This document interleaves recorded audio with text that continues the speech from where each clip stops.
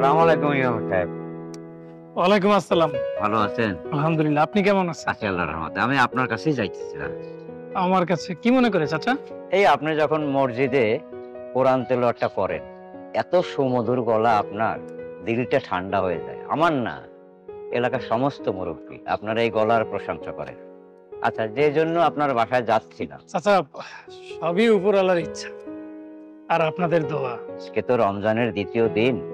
আমি আপনার দাওয়াতটা দিতে যাচ্ছিলাম ইফতারি করার জন্য, যদি আপনি দাওয়াতটা গ্রহণ করতেন। আজকে ঠিক আছে চাচা, আমি আপনার দাওয়াত কবুল করলাম। আলহামদুলিল্লাহ।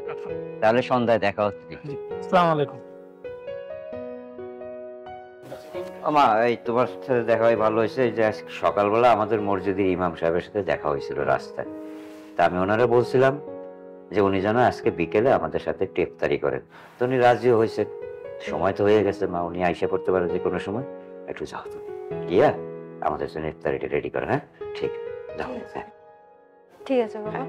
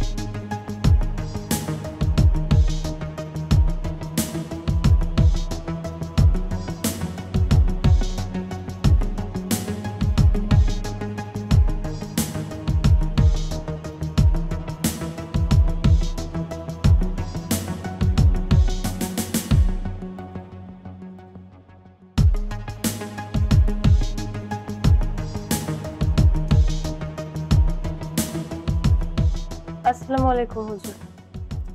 ওয়ালাইকুম আসসালাম।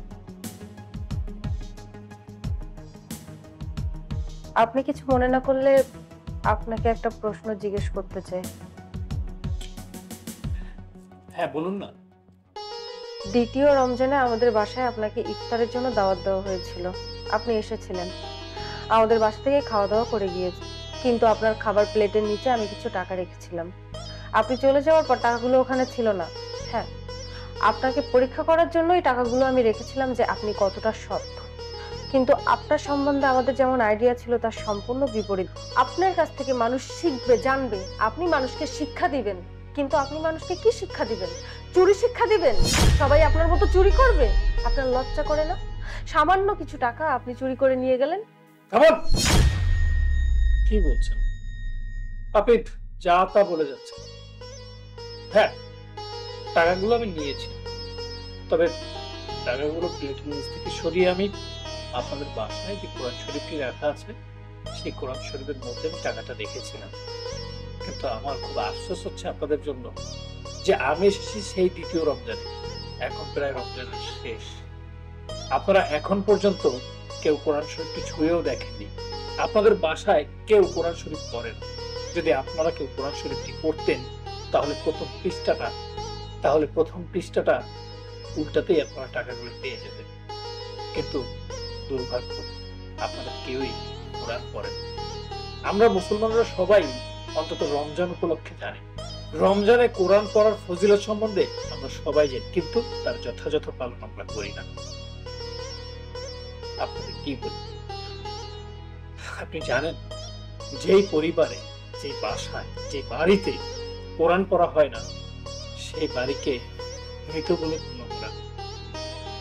তো আপনারা সবাই জীবিত আছেন, আপনাদের মধ্যে সবাই মোটামুটি ধার্মিক, কিন্তু ধর্মের ঠিক মতো পালন আপনারা করেন।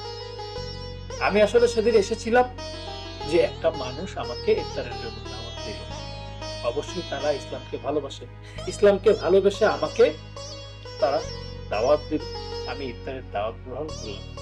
কিন্তু সেই মানুষগুলো যথাযথ ইসলামকে সম্মান করে কিনা, তারা ইসলামের পথে কিনা, পরিবারটা ধার্মিক কিনা, সেটা বোঝার জন্যই আমি টাকাগুলো কোরআনের মধ্যে রেখেছিলাম। কিন্তু আল্লাহর কি অশেষ রহমত, আপনাদেরকে পরীক্ষা করার জন্য আবার আমাকে আল্লাহ এই বাসায় পাঠিয়েছেন, জানতে পাঠিয়েছেন যে আপনারা ধার্মিক কিনা। কিন্তু আমি দেখলাম আপনারা কেউই ধার্মিক। আমি বলবো কি জানেন, আপনারা কি ধার্মিক, ধর্মের প্রতি অনুগত হন, ধর্মকে বিশ্বাস করুন, ধর্মকে ভালোবাসেন, ধর্মের যথাযথ পালন করুন। ভালো থাকবেন। আসসালামু আলাইকুম।